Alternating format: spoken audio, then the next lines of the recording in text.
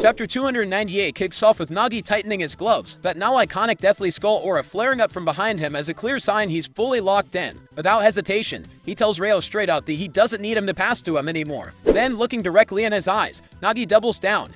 He won't be passing to Ryo either, and he's still gonna win. Ryo was left stunned by the sudden shift in energy. Ryo quickly tries to stop him, reminding him that if they don't score the next goal, it's over for them.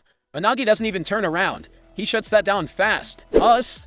No, it'll be over for me. With his back still facing Ryo, he points out the truth. Ryo already secured his survival with that last goal. That pressure is no longer on him.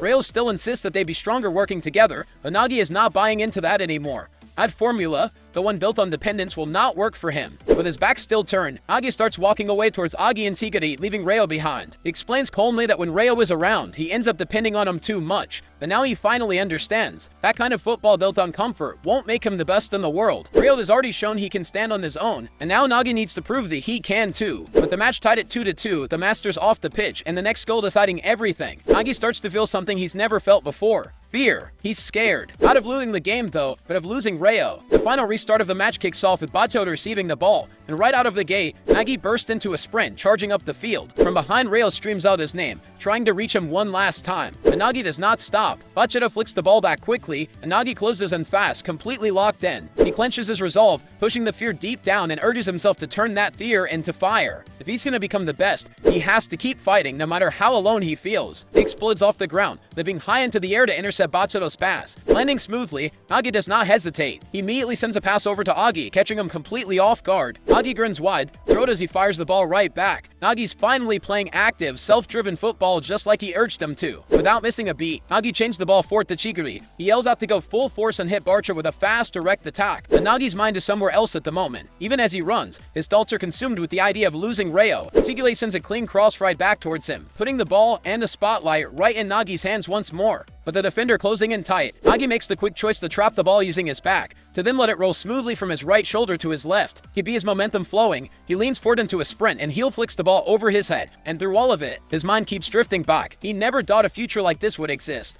A game, a moment without Ryo right there beside him.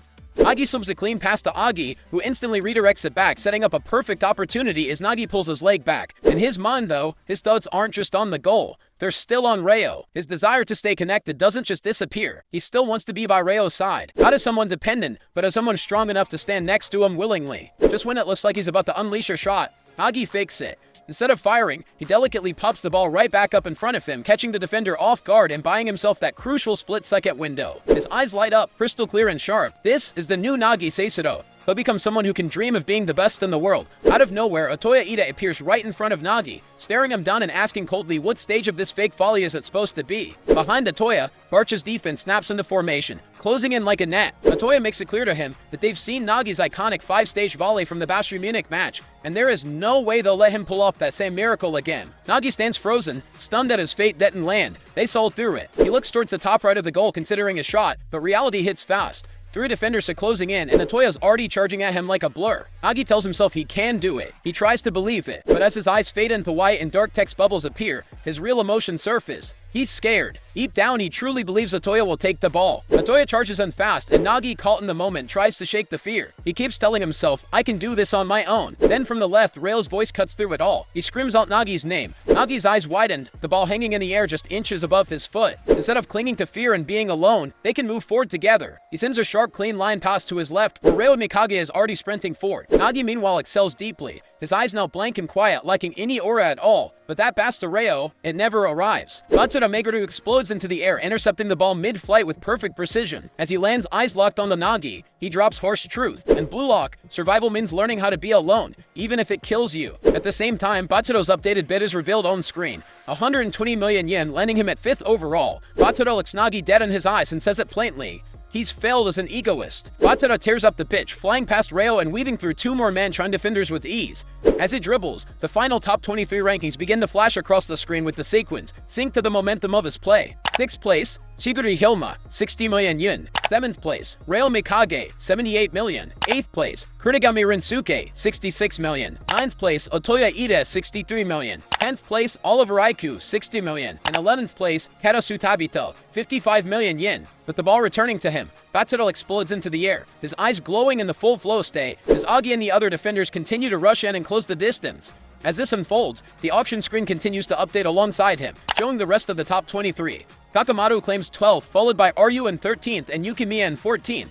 Behind them, Nico, Hiyori, and Sindo fall into 15th through 17th respectively. Tarana shows up at 18th, with Zantetsu close behind the 19th, and Fukaku again sneaking in the 20th. And 21st sits Raichi, and just above the cutoff is 22nd, the borderliner Kiura Gen. With perfect timing and full control, Batsuto swings his foot through and buries the ball into the back of the net, securing a 3-2 victory for FC Barcha, and locking in a brace for his own. The match is finally ended, and the scene shifts, brought back to Isagi's perspective, standing on the field and staring up at the massive auction board. The final bids have all been processed. The screen scrolls to reveal the 23rd and final player to make the U20 roster, and we see the letters NA for a brief second. It looks like Nagi Seishiro has just barely made the cut. As the full screen settles, the truth and reality hits us with the final page. The 23rd and last spot goes to Nanase somehow, with a bid of 25 million yen. Izagi stares up at the board, his expression frozen, before his eyes slowly drift downward. And 24th place, just below the cutoff line, is Nagi Seishiro. The genius has been locked off, and Nagi is out of the U20 Japan national team. Still hungry for more? Subscribe and devour the next play.